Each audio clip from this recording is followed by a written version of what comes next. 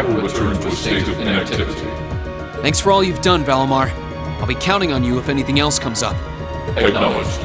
Prepare yourself for your next encounter with the Azure Knight, my awakener. Don't worry, I will. We lost last time, but I know that's not all I'm capable of. As long as we're all together, I know I can get stronger. I eagerly await your results. Looks like he went to sleep. So, this is what the Great Ashen Knight looks like up close, huh? I've heard all manner of rumor about it, but I never expected I'd stand in the presence of a legend. I can't possibly begin to thank you enough. I don't know what I would have done if you hadn't come to my aid. Thank you, really. And that goes for everyone else, too. Thanks for coming to rescue me, guys. We're just happy you're okay. Just don't scare us like that again, alright? True. We were all on edge waiting for you to get back. And yet you somehow managed to come out unscathed with Her Highness in tow. You make it sound like it was easy. Well, easy or not, it was worth going on board. I got plenty of useful info out of it. So funny enough, I'd say their invitation worked to my benefit more than theirs. I guess there's no harm in looking at the positives now that all's said and done. Look at you, acting mature and all grown up. Brings a tear to my eye. Looks like we have some catching up to do. I'd like to follow Reen's lead and extend my thanks to each of you as well. Thank you, all of you. And, dear brother, it's a relief to see you safe and sound. Though I never pictured my great escape would end with you in this airship of all things. We did time our appearance fabulously, if I do say so myself. My only regret is that we weren't able to blow in with a storm of rose petals when we boarded them. Perhaps I should have asked Emma to look into the feasibility of making such a magnificent entrance. Oh man, that would have been so cool! Well, it's probably not impossible. Now you're just being silly. Sounds about right for our prince. Well, at the very least, I'd say we're clear of any immediate danger. And given this opportunity, I'd like to sit down with you to discuss our situation and exchange any pertinent information. But first, I think we have a few more reunions to celebrate. Reen!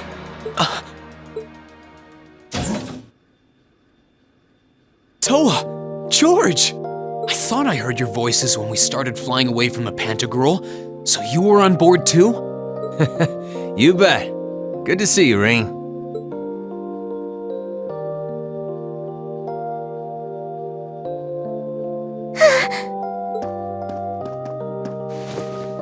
Whoa! It's really you. You're really okay. No sooner had we found out that you were still alive, we got told you had been taken by the Alliance. We've been so worried about you. I'm a real troublemaker, aren't I? Sorry, Toa, but I'm glad to see you and George made it out okay. Everything I've said to you has been at the back of my mind ever since we parted ways in Trista, and it's kept me going every step of the way. So, thank you. Oh. You remembered. You promised me you wouldn't die. And you didn't. And then there was the promise you made during the festival after-party. You said that next year you'd work to make the Academy even more wonderful than it is now. We still need to work on that one, but I know you're not the kind of guy who'd go back on his word. See? Reen's a guy you can count on.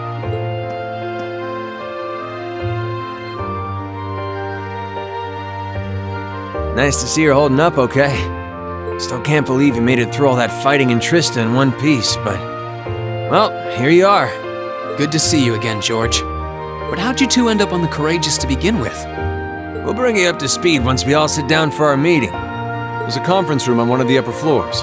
We can meet there when you're ready.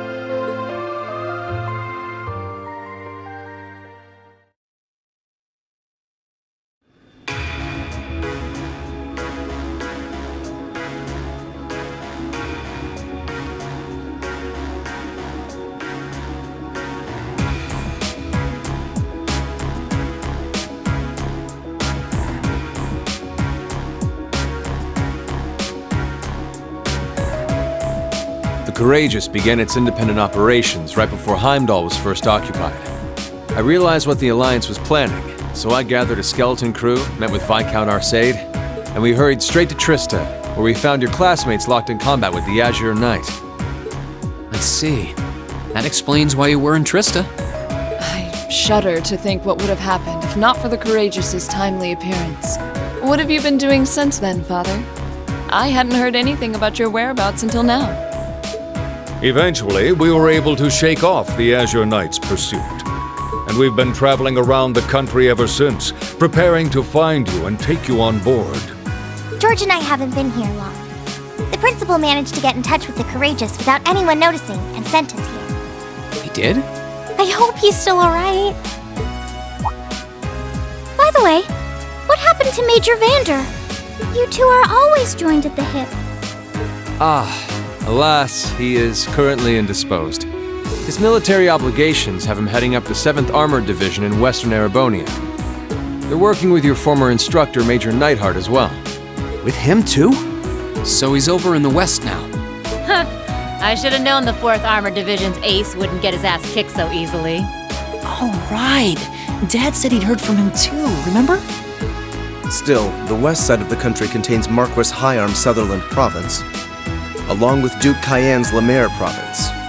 The fighting there would no doubt be even more fierce than it is here in eastern Erebonia. Correct. A large percentage of the Imperial Army's military strength still remains intact. But the Noble Alliance forces' constant attacks have put them at a disadvantage. On top of that, a number of townships in the region have been caught in the crossfire and suffered great losses. That's terrible. I'd heard as much, but it still pisses me off to hear it. With the 3rd and 4th Armored Divisions occupied on the eastern side of the country, one can only assume the Noble Alliance intends to use that as an opportunity to crush the forces in the west. Yeah, but they're not stupid. I bet the army in the west is putting up a pretty good fight by themselves.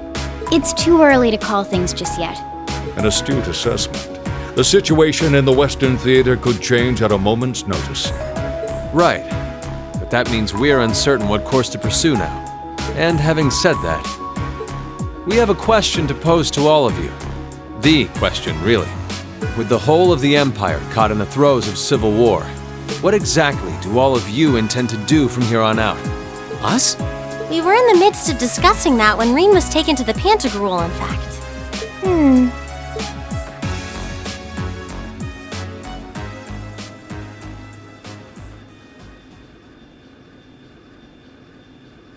This is a full-on war, and our fellow Erebonian countrymen stand on both sides. No one here is delusional enough to think that a group of students like us are capable of stopping it by ourselves. Still, during our field studies, we found ourselves up against the problems this nation faces again and again. And because we have that experience, I believe there's a place for us to change things in all this. A part only we can play. We may not be able to compete head-on with the Alliance, but together, we can move things in the right direction for Erebonia as a whole.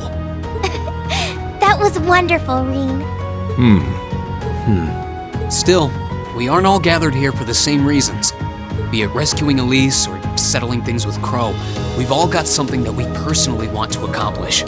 But accomplishing those things won't be possible with the situation as it stands. And that's why, no matter how stacked the odds are against us, or how fierce the fighting becomes, we want to put everything we have into making all the difference we possibly can, in whatever way we can.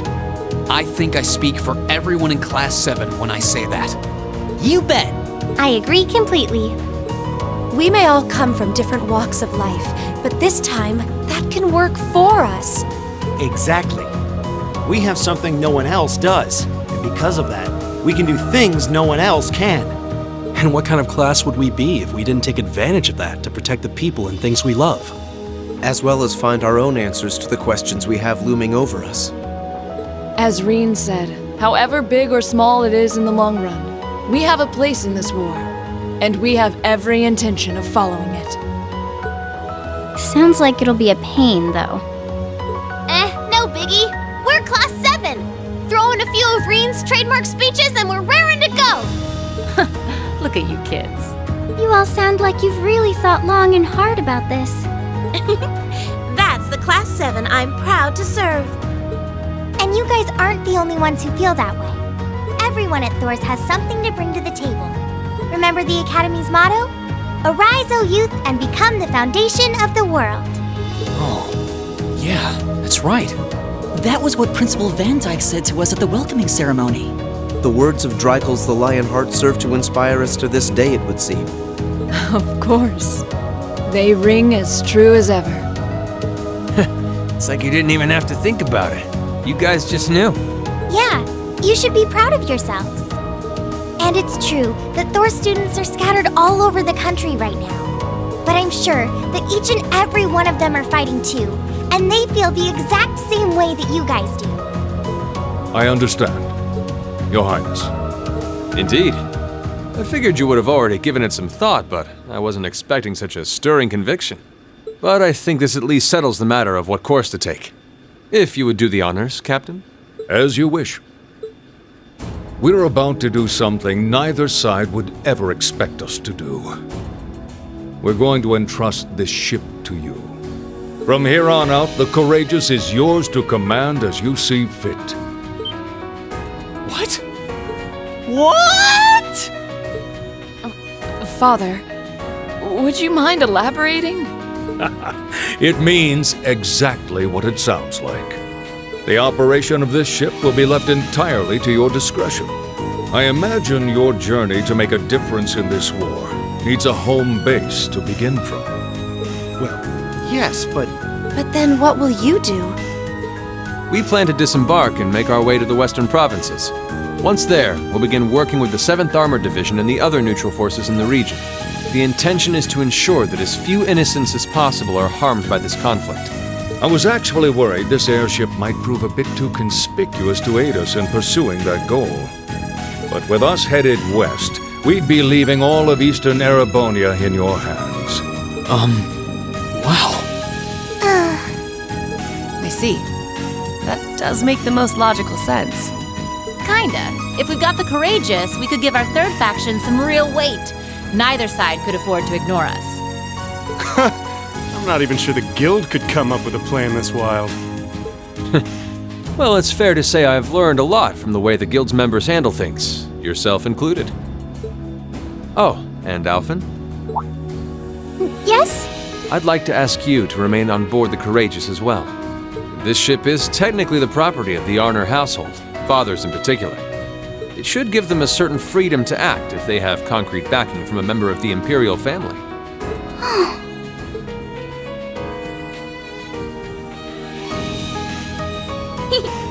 I'd be happy to. Henceforth, I, Princess Alphen Raisei Arnor, will guarantee the legitimacy of their actions. So do whatever you see fit to do. You have my full support. Thank you, Your Highness. Wow! We are truly honored to have you with us. No turning back now. Yeah, seriously.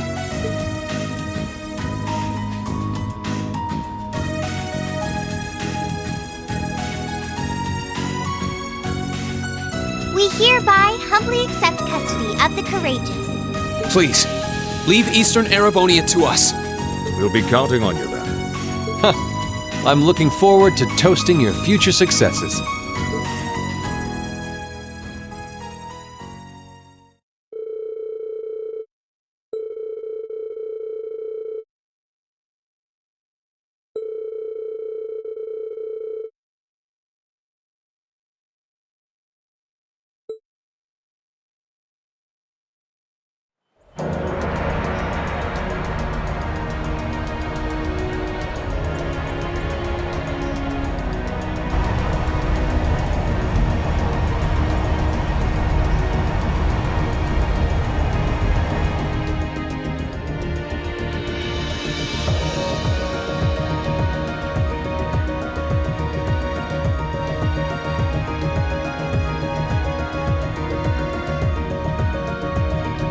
I'm leaving you in charge of the Courageous's day-to-day operations.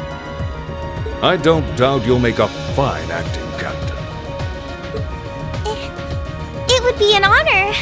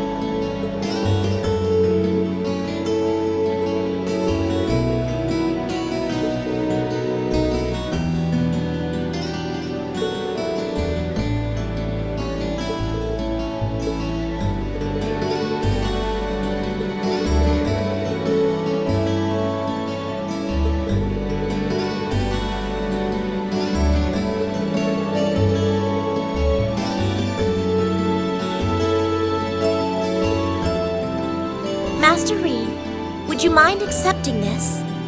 It's a little something I've always kept with me. I hope it will be of some use to you.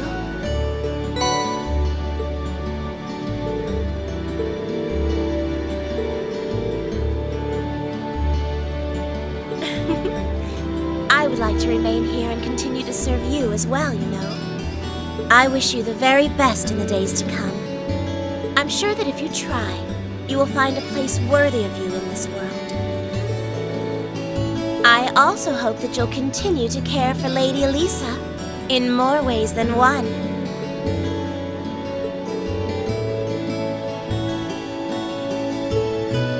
Well then, it's time we bid you all a fond farewell for now.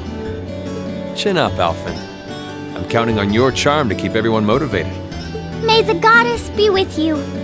I look forward to the stories you'll have to tell when next we meet, Laura. Good luck, Father.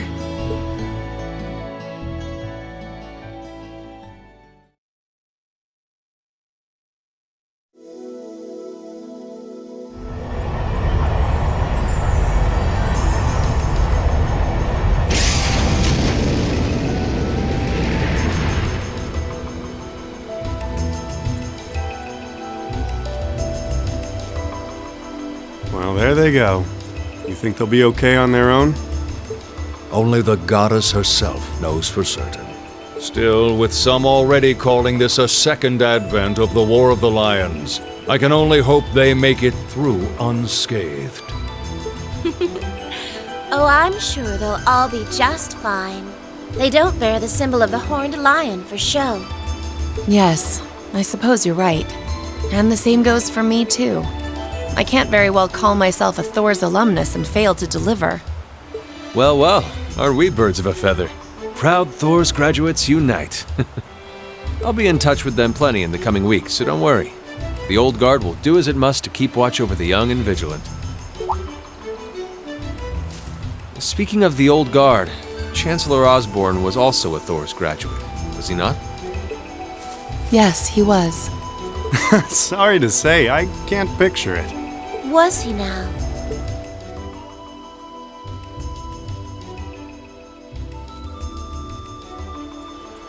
He and I may have had our differences, but I still feel a certain loss with his passing. I'd like to express my condolences to you while I have the chance. I'm afraid I never had the chance to truly get to know him, but there's no doubt in my mind that he was one of the greatest men of our time. Thank you. Still, it must be tough for you with Heimdall under the Alliance's thumb. Were you able to find out where his funeral was held? Actually... Captain? Is something amiss? It's just that I received a strange report on that very issue. I was told his body was taken into the custody of the Imperial Guardsmen when the city was occupied. But then after that, it simply disappeared at some point. Disappeared, you say? Is it possible the reformist faction could have taken it from them? I'm afraid I don't know. It is possible that the Intelligence Division did something to that effect. A disappearing corpse is certainly cause for concern. It's difficult not to draw parallels with the Lance Maiden's sudden death following the War of the Lions. Unbelievable. I'm almost impressed how much trouble one man can stir up, even from beyond the grave. He had so many plots in motion, I doubt even his death put a stop to them all.